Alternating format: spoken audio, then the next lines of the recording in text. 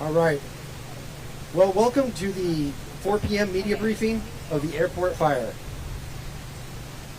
My name is Captain Paul Holliday, Public Information Officer for the Orange County Fire Authority and Public Information Officer for the airport fire.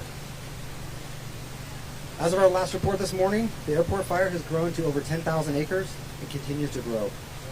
We have firefighters actively fighting the fire from both air and ground.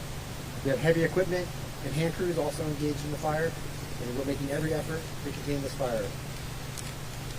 We, at this point, still are reporting 0% containment,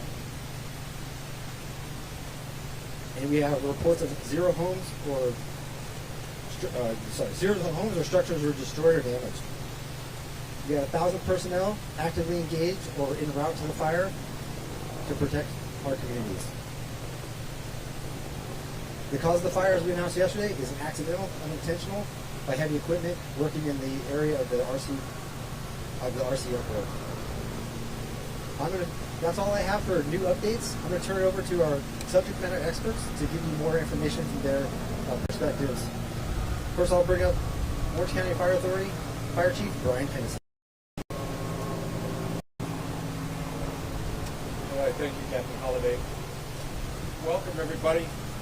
To reiterate what the Captain just shared, the fire is currently over 10,000 acres and growing quite quickly. We've got more than 1,000 firefighters assigned and likely equally as much on order.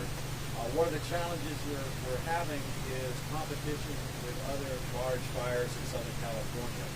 The line fire, I believe, is in excess of 20,000 acres at this time, and they've had a lot of resources tied up now for nearly a week.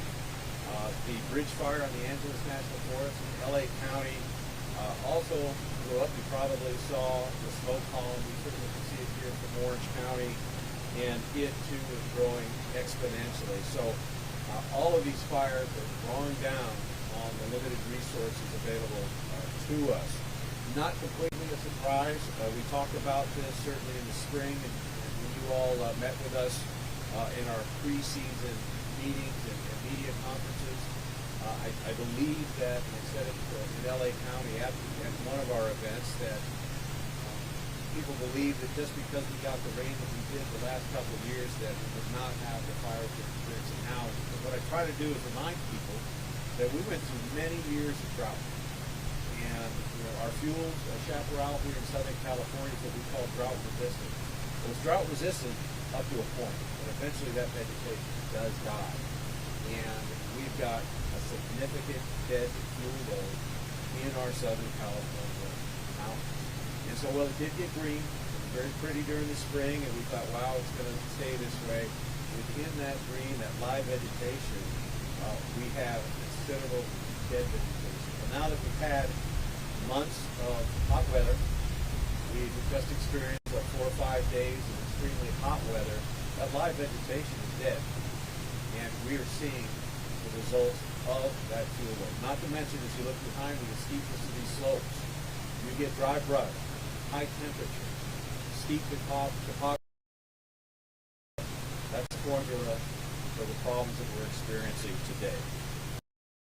Expect, even though the weather is to get cooler, the humidity is supposed to increase. My understanding is the Weather Service is saying we're going to get more of an onshore flow. That certainly is a great break for us, but it's not doing us much good right now. If you look behind me, you're seeing a significant smoke column that I'm being told is up near the top of the Ortega Highway. My understanding is the fire has jumped the Ortega Highway and is now working in Decker Canyon. Anybody that knows anything about Decker Canyon or Riverside County knows that it's a difficult place to fight fire. In fact, we've had firefighter loss of life there.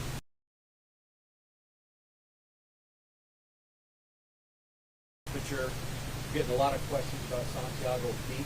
Many of you probably saw the same videos that I have on social media and on TV, and certainly they were impacted. My understanding is that we put quite a bit of retardant around those towers and communication site events and the fire hitting. But you got to understand that when the fire does reach up here, it's going to wrap around. So there were several times through last night and through today that the fire made additional runs with those towers.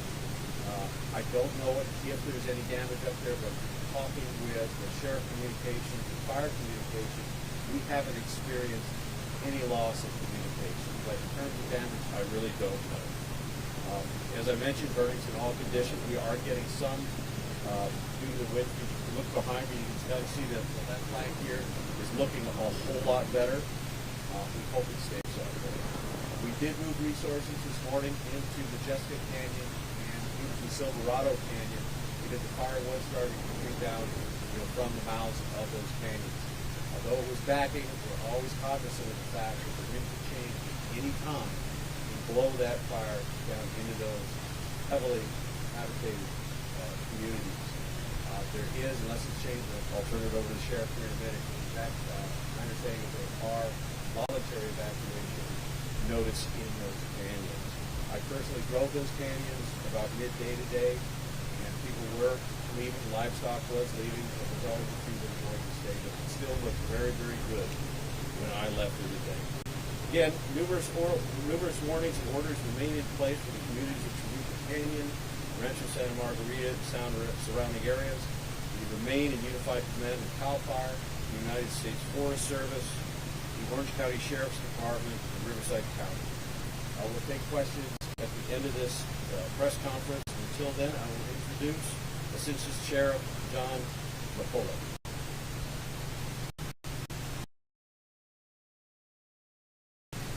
Good afternoon. I'd like to thank our partners, the Orange County Fire Authority and CAL FIRE, for being in unified command with us as we work together to respond to this fire. And most importantly, I'd like to thank the community for their support and patience as we address these challenging conditions.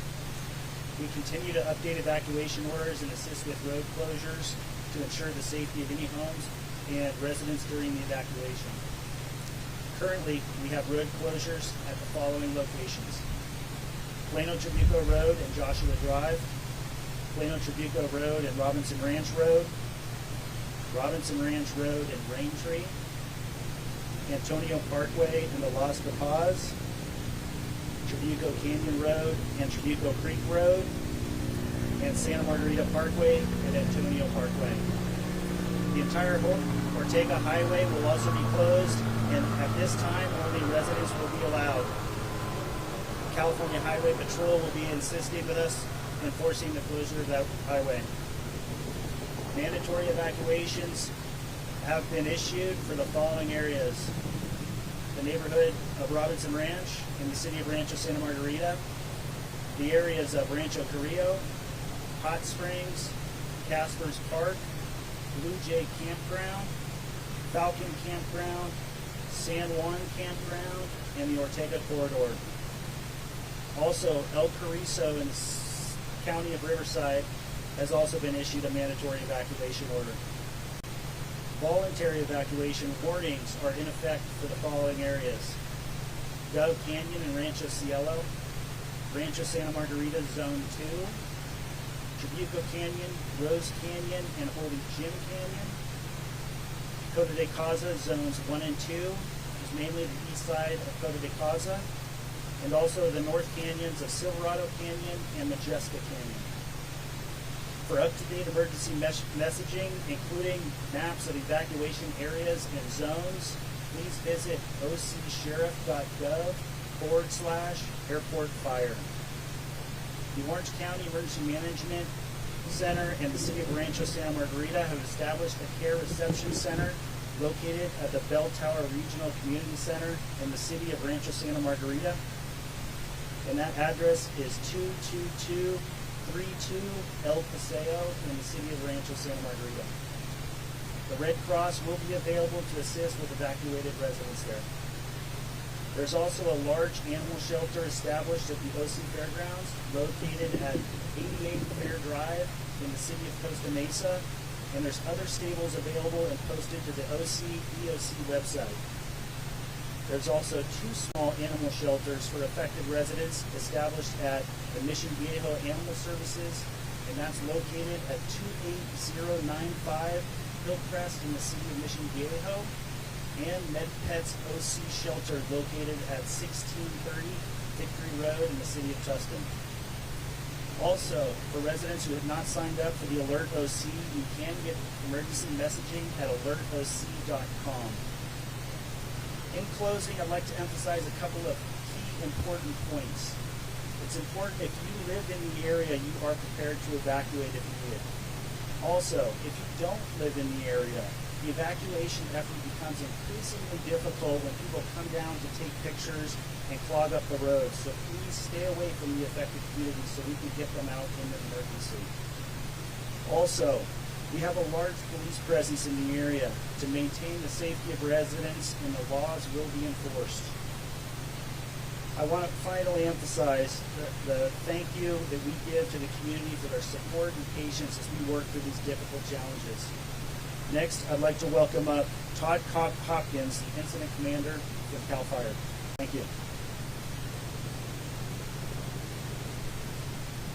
Good afternoon, I'm Todd Hopkins. I'm one of the Unified Incident Commanders for CAL FIRE at the Riverside County Fire Department. First, as you heard from Chief Hennessy, we confirmed that the fire has crossed Highway 74 in the El Carrizo area. This is putting a threat to the community of El Carrizo and then also the Lake Elsinore front country, especially with a wind phenomenon that's known as the Elsinore effect, where winds will burn downhill in the afternoons. So many of those community areas have been put into an evacuation order. For any of the residents that are in Riverside County, if you can go to rivcoready.org, that's RIVCOREADY.org. That's information that you can sign up for to get any of the evacuation warnings or orders that are in place. Additionally, resources from our assisting both from Riverside County along with the state, the county resources, and the fed resources that are on this side of the fire, of the main divide. What we want to do is make sure that residents that are going into being asked to evacuate with either a warning or order, that if it's evacuation warning, that you get your items ready and we prefer that you leave at that time. When there's an evacuation order in place, we'd like you to end up leaving right away so that it's not hampering into the firefighting efforts during the firefight.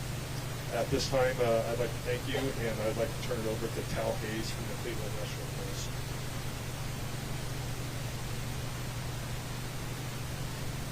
Good afternoon, everybody. My name is Tal Hayes. I'm the fire chief of the Cleveland National Forest. And first, I just want to thank the public for their patience. I know a lot of folks have been evacuated from these communities, and they're just going to, hopefully the weather's going to start to cool off in the next few days. We'll look at repopulation in some of these areas.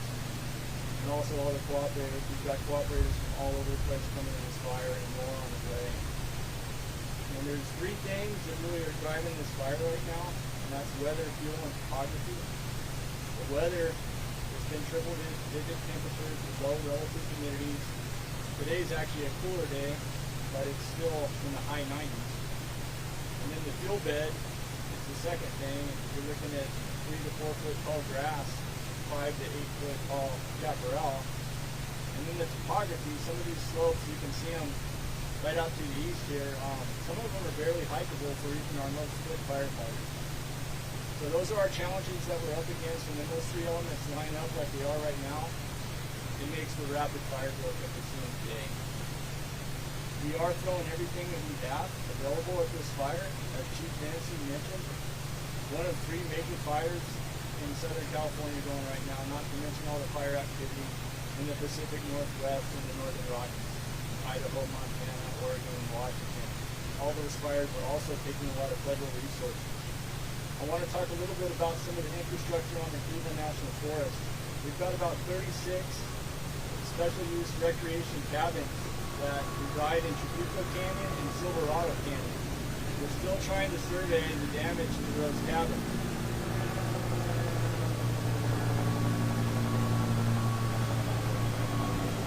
We also have Santiago Beach, lots of communication and repeater towers up there.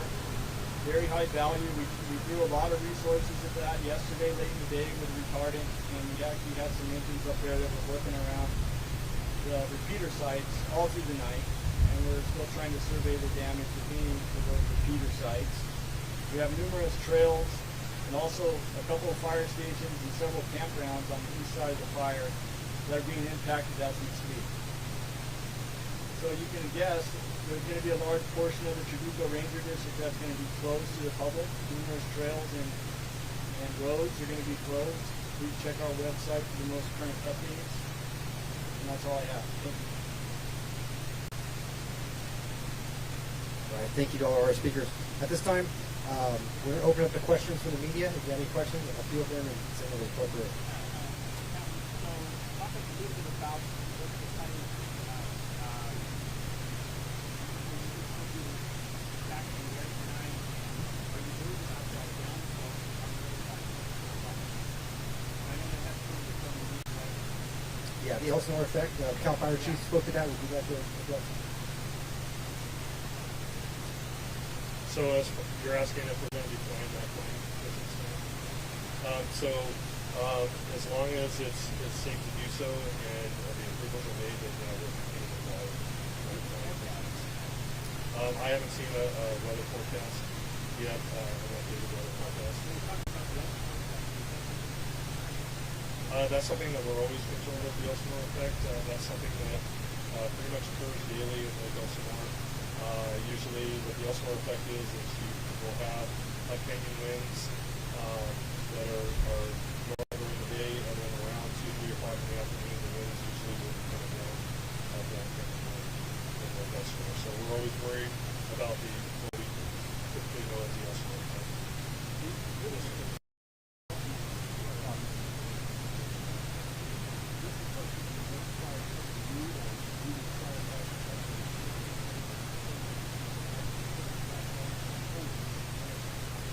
So we are actively trying to go as direct as we can with the fire.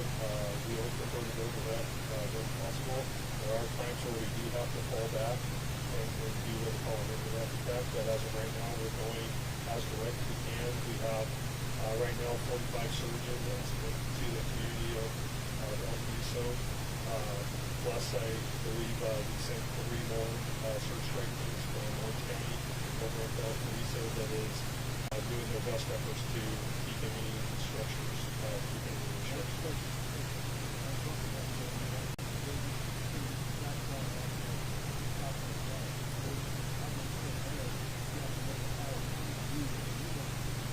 So it's a little bit of both.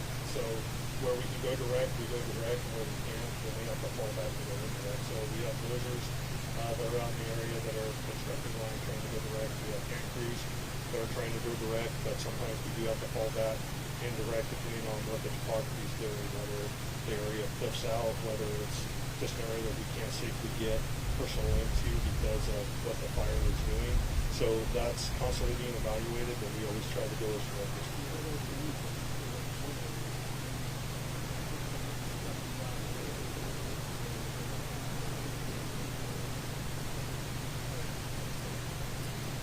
Well, we're concerned about near the homes, which is where the areas where the evacuation orders are going into place is our main concern.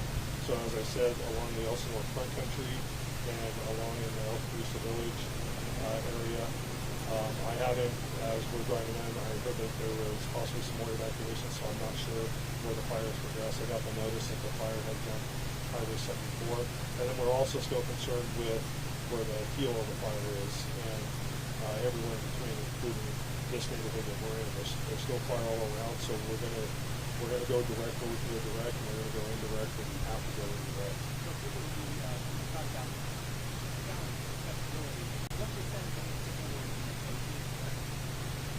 I don't have that answer, sir. I wouldn't want to speculate on that. I don't know what is and what isn't. I'm not out there on that. Another question, we talked about growing on resources. You have 2 major wildfires in Donald and outside help. Are you concerned about how you can extend home when you need communities in Lake Elsinore or with the Lake Elsinore effect? Talk about that. Yeah, so one of the things that we're constantly doing is we are talking with our southern region, what we call South Ops. We are asking what availability is for resources. We constantly go through our planning process and we put in the order for resources. We work with South Ops trying to get as many resources either released from other incidents that are are done. I can tell you that we are getting resources released from fires like the roadless fire, fires from like the boom fire, resources that are being reassigned to either here or even some of the other fires that are ongoing in the south. So we're constantly in touch with our partners at the South Ops and trying to get as many resources as we can. They've also done doing what we call EMAC resources, which are out-of-state resources that they are bringing down from Northern California right now.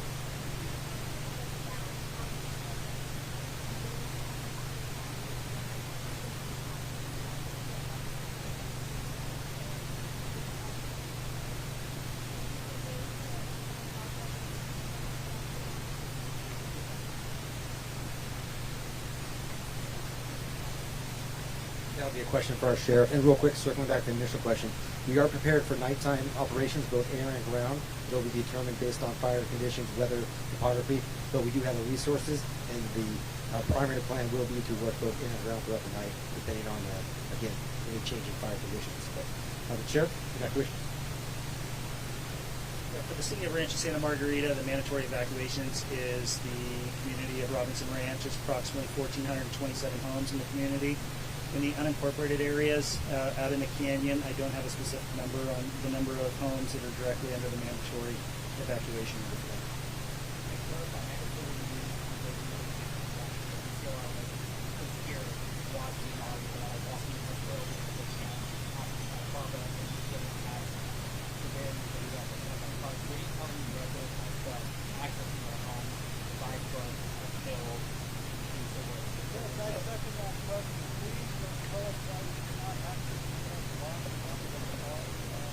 A mandatory evacuation is an order to leave the area, and once you leave the area, we cannot allow traffic to come in and out, so the area was closed.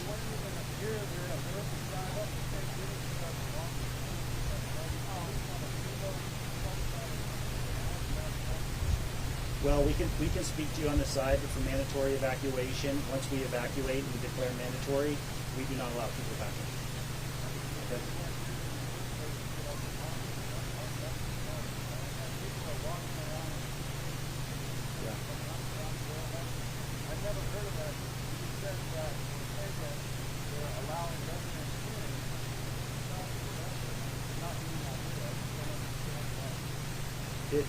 The difference is a mandatory evacuation is under immediate threat for the fire.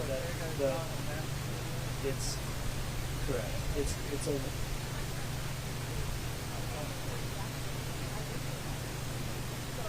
yeah. We can discuss that. Okay. And the reason I just want to clarify, the reason for mandatory is for the safety of the residents. It's for your safety. Yeah. But I'd also like to address something else, and I appreciate your question on that. And trust me, we're very sensitive to the residents in this area. We work in this area with you, right, all year long. However, as you see, clearly you're here now, and as you came up Robinson Ranch Road, you saw a lot of pedestrians in the road today as well.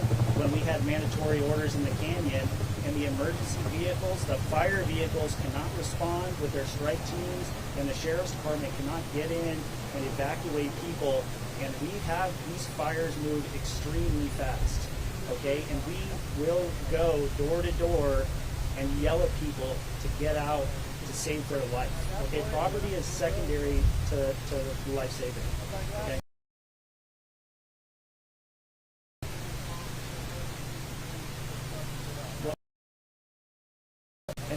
And I appreciate that. And of course, I mean, we have strict guidelines that we go by when we declare mandatory evacuation orders. But I can tell you, it's not taken lightly when we work with our fire partners to determine the speed of the fire, the proximity of the fire, and really, it's for the safety of the residents. Safety is the highest priority. Property is always second. Okay, and I can tell you that last pedestrians in the roadway when I was responding, when the fire personnel were responding, and as you know, around these communities, especially on the switchbacks and down there, it's very dark, and I see kids and e-bikes inside the roadway. It's difficult to navigate emergency traffic to respond to save your residents. we will discuss. We'll talk to you afterwards. Okay. Thank you very much. Oh.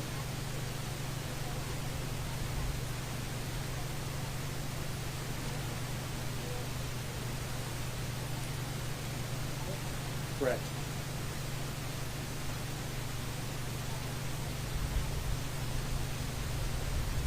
Well, the fire, from my understanding, is south to southeast. Okay, and if we talk about the Lake Elsinore effect, could the wind shift? Yes, they could. Right? We have warnings over in Death Canyon. Also, Coda de Caza as well would be a large populated area. A lot of those other areas that are south of that are going to be considered campgrounds, and we've evacuated a lot of those campgrounds. And as it moves up into Riverside County, I don't know how many homes are left.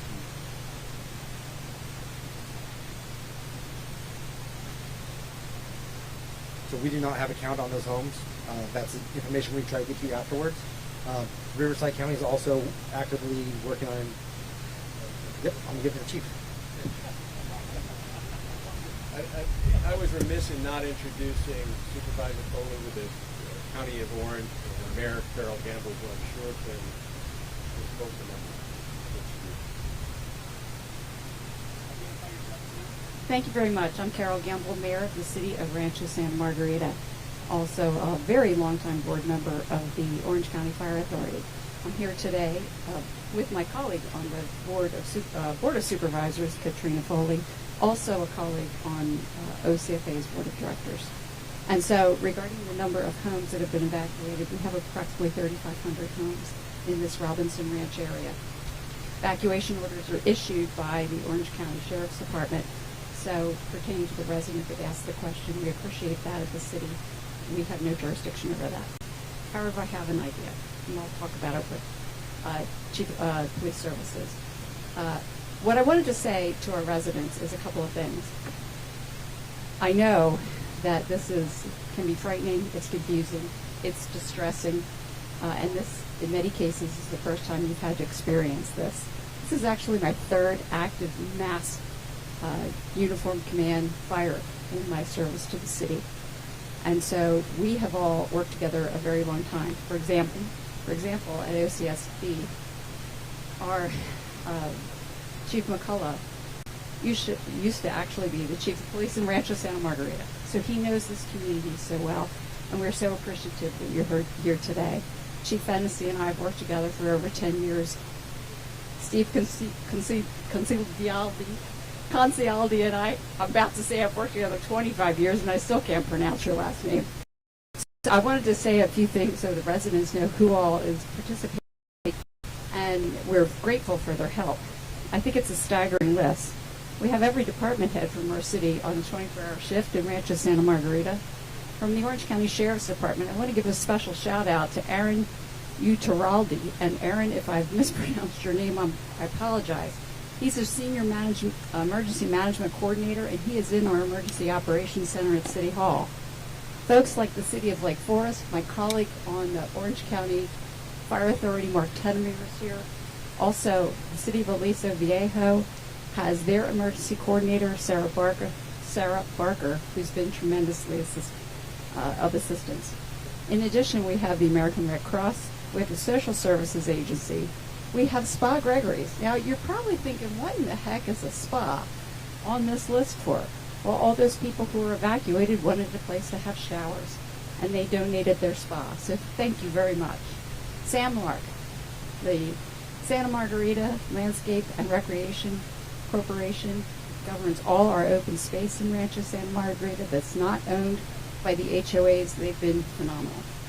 Donations have come from the Rancho Santa Margarita Chamber of Commerce, RSM Cares, Rotary del Sol, the Bridge Church, the Saddleback Church, Shepherds of the Hill Methodist Church, Southern Baptist, Starbucks, Daily Sports Grill, Mountain Mike's Pizza, IMI Critical Engineering, and Bass Pro Shop.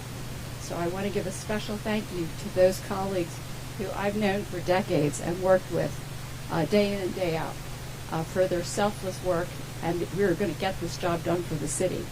The city is under the direction of City Manager Jennifer Cervantes. She and her staff have worked 36 hours now. We'll be open at the EOC in Rancho 24 hours a day. Thank you so much.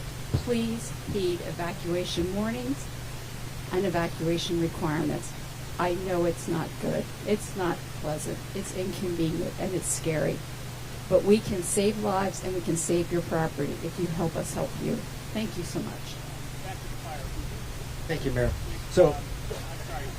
we'll go one more question, but we want to be courteous to everybody's time here. Everybody's on a diet. We'll go one more question, but all of our speakers will be available offline to answer any questions. All right?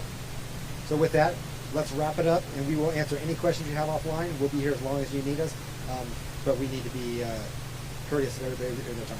We've run over already. So thank you guys for coming. We appreciate your time. Again, we're all available for questions as you have them. Next update officially will be tomorrow morning at 0700. We'll get you out. But if as information changes, we will get that out when it happens. Thank you very much.